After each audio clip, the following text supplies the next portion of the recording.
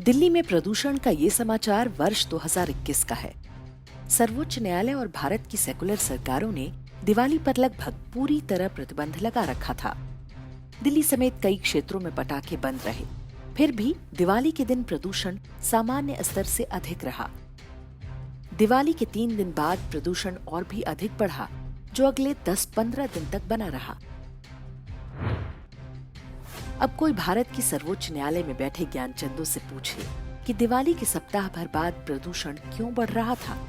यदि उस प्रदूषण का कारण दिवाली नहीं है, तो संविधान की किस धारा के अंतर्गत उन्होंने पटाखों पर प्रतिबंध लगाया है। लेकिन ये विषय हिंदुओं की धार्मिक स्वतंत्रता का है, इसलिए न तो न्यायपालिका और न ही सरकारों को कोई चिंता है।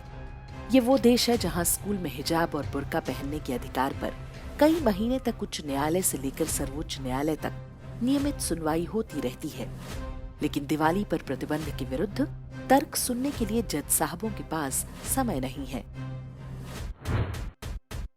मई 2022 में आईआईटी दिल्ली द्वारा किए गए अध्ययन की रिपोर्ट सामने आई। इस रिपोर्ट का शीर्षक है chemical speciation and source apportionment of ambient PM 2.5 in new Delhi before, during and after the Diwali fireworks.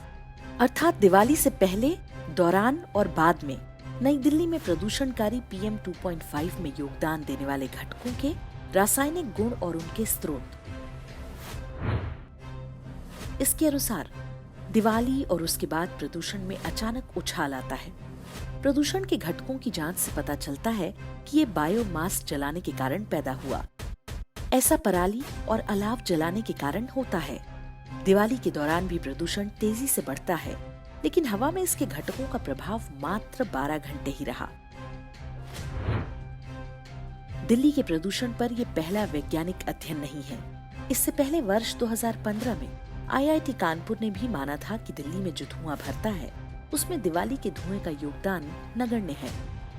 जब ये विषय सर्वोच्च न्यायालय के समक्ष गया, तो जज की टिप्पणी थी कि पटाखों का स्वास्थ्य पर प्रभाव जानने के लिए किसी आईआईटी के अध्ययन की आवश्यकता नहीं।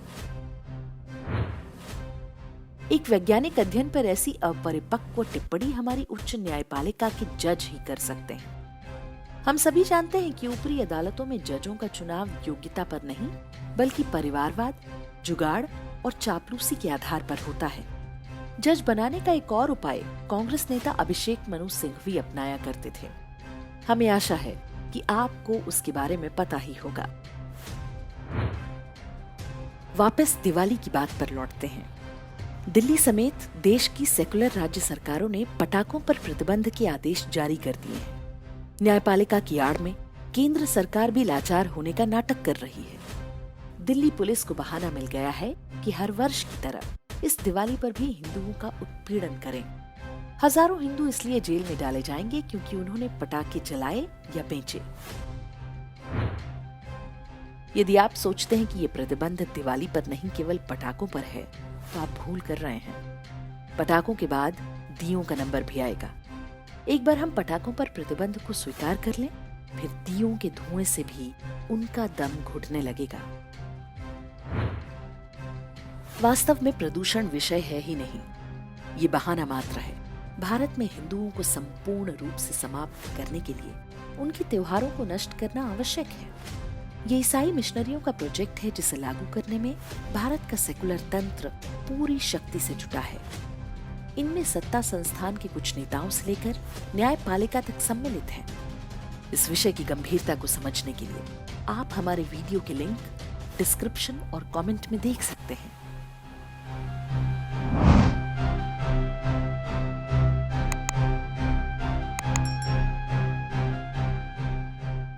इंडेक्स ऑनलाइन के वीडियो समाज को समर्पित हैं। आप इनको डाउनलोड करके जैसे चाहे वैसे प्रयोग कर सकते हैं। चाहे तो आप हमारे टेलीग्राम चैनल से जुड़ सकते हैं। वहां सारे नए पुराने वीडियो आपको मिल जाएंगे। हमारे सोशल मीडिया लिंक हर वीडियो के डिस्क्रिप्शन में होते हैं। हमारा एकमात्र उद्देश्य हिंदू समाज को जागृत और एकजुट करना है। इसमें सहभागी बने। धन्यवाद।